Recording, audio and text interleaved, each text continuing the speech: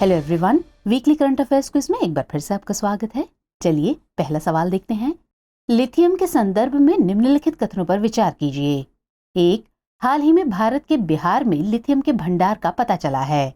2, lithium के 3 सबसे बड़े उत्पादक देश ऑस्ट्रेलिया, चिली और चीन हैं। और 3, अर्जेंटीना, बोलीविया और चिली लिथियम त्रिकोण में शामिल हैं। उपरोक्त में से सही कथन है ए केवल 1 और 2, बी केवल 2 और 3, सी केवल 1 और 3 अथवा डी उपरोक्त सभी। तो इसका सही उत्तर है विकल्प बी केवल 2 और 3।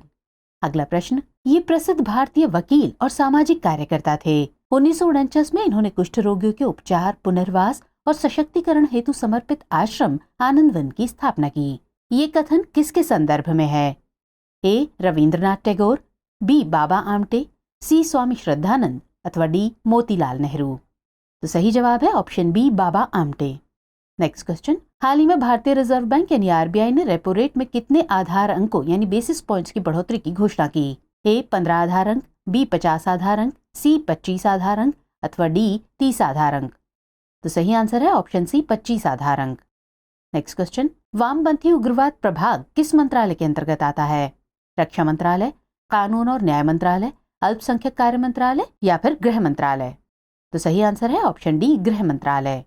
अगला सवाल, हाल ही में वैज्ञानिकों ने एक नए प्रकार की बर्फ की खोज की है। इसे नाम दिया गया है लो डेंसिटी अमॉर्फस यानी एलडीए, मीडियम डेंसिटी अमॉर्फस यानी एमडीए, हाई डेंसिटी अमॉर्फस यानी एचडीए या फिर नो डेंसिटी अमॉर्फस यानी एनडीए।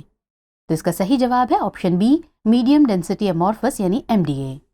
अगला प्रश्न, प्रधानमंत्री मुद्रा योजना यानी पीएमएमवाई के संबंध में असत्य कथन है या हैं? एक, इसे 8 अप्रैल 2015 को लॉन्च किया गया था।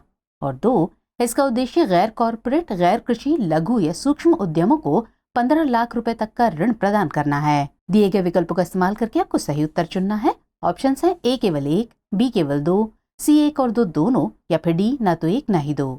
तो सही आंसर है ऑप्शन बी केवल 2। अगला प्रश्न, निम्नलिखित कथनों पर विचार कीजिए। कथन 1, भारत विश्व का सबसे बड़ा दुग्ध उत्पादक है। और कथन 2, राष्ट्रीय डेयरी विकास कार्यक्रम यानी एनपीडीडी 2014 में लॉन्च किया गया था। उपरोक्त में से सही कथन है या हैं? ए केवल 1, बी केवल 2, सी 1 और 2 दोनों या फिर डी न तो 1 न ही 2। तो सही आंसर है ऑप्शन सी 1 और 2 दोनों।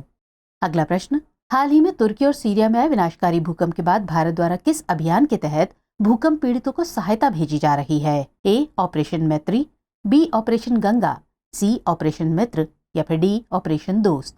तो सही जवाब है ऑप्शन डी ऑपरेशन दोस्त।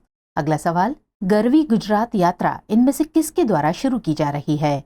संस्कृति मंत्रालय, पर्यटन मंत्रालय, भारतीय रेलवे या फिर इनमें से कोई नहीं। तो सही आंसर है ऑप्शन सी भारतीय रेलवे। अगला सवाल, खान अब्दुल गफ्फार खान के बारे में सही कथन चुनिए। 1, ये एक प्रमुख पश्तून नेता व समाज सुधारक थे। 2, ये 1997 में भारत रत्न पाने वाले पहले गैर भारतीय बने। और 3, मेरा जीवन और संघर्ष यानी माई लाइफ एंड स्ट्रगल उनका संस्मरण है। दिए गए कोड का इस्तेमाल करके आपको सही उत्तर चुनना है। विकल्प है ए केवल 2, बी केवल 1, सी केवल 1 और 3 या फिर डी केवल 1 और 2।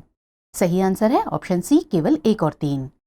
अगला सवाल, हाल ही में खगोलविदों की एक टीम ने पृथ्वी जैसे एक ग्रह की खोज की है। इसे क्या नाम दिया गया है? A wolf 1069 A, B wolf 1069 B, C wolf 1069 C या फिर डी वुल्फ 1069 डी।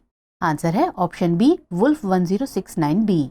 नेक्स्ट सवाल, विश्व दलहन दिवस या वर्ल्ड पल्सेस डे के बारे में सही कथन चुनिए। 1, ये 12 फरवरी को मनाया जाता है।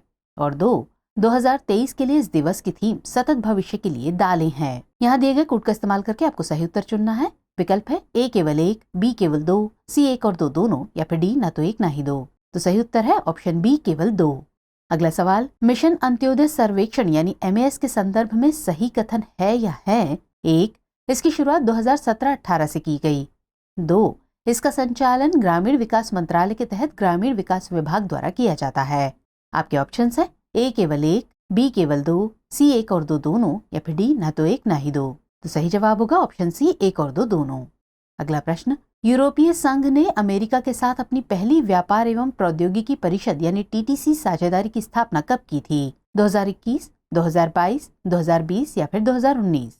सही जवाब है ऑप्शन ए 2021। नेक्स्ट सवाल, क्यूआर कोड आधारित कॉइन वेंडिंग मशीन यानी QCVM के लिए पायलट परियोजना आरंभ में देश के कितने शहरों में शुरू की जाएगी? 10, 12, 15 या फिर 19? तो सही जवाब है ऑप्शन बी 12। अगला प्रश्न, निम्नलिखित कथनों पर विचार कीजिए। कथन 1, ब्लू ओरिजिन अरबपति बिल गेट्स द्वारा स्थापित एक निजी अंतरिक्ष कंपनी है। और कथन 2, new Glenn space launch vehicle का नाम नासा के प्रसिद्ध अंतरिक्ष यात्री जॉन ग्लेन के नाम पर रखा गया है। आपको बताना है कि इनमें से कौन सा या कौन से कथन सही है या हैं। ए केवल 1, बी केवल 2, सी 1 और 2 दोनों, या फिर डी ना तो 1 ना ही 2? तो सही जवाब होगा ऑप्शन बी केवल 2। अगला सवाल, यूनेस्को द्वारा किसे विश्व की पहली लिविंग हेरिटेज यूनिवर्सिटी घोषित किया जाएगा? जवाहरलाल नेहरू विश्वविद्यालय, दिल्ली विश्वविद्यालय, बनारस हिंदू विश्वविद्यालय या फिर विश्व भारती विश्वविद्यालय? तो आंसर है ऑप्शन डी विश्व भारती विश्वविद्यालय।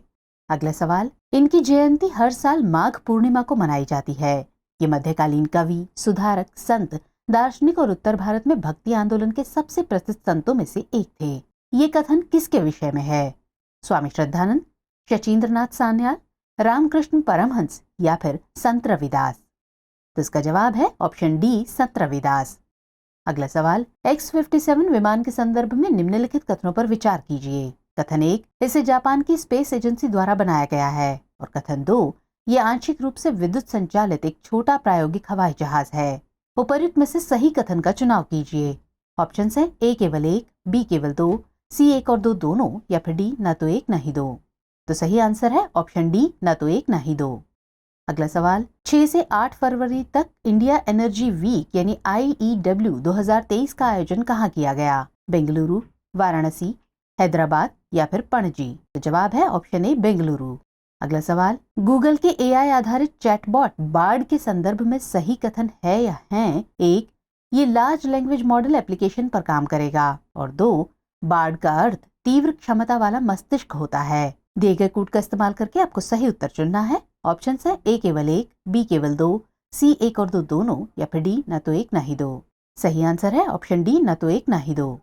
अगला सवाल, हाल ही में चर्चा में रहा ICCTEP institute of electrical and electronics engineers और किसका संयुक्त प्रयास है? A CERT-In, B centre for civil society, C centre for development of telematics या फिर डी इनमें से कोई नहीं?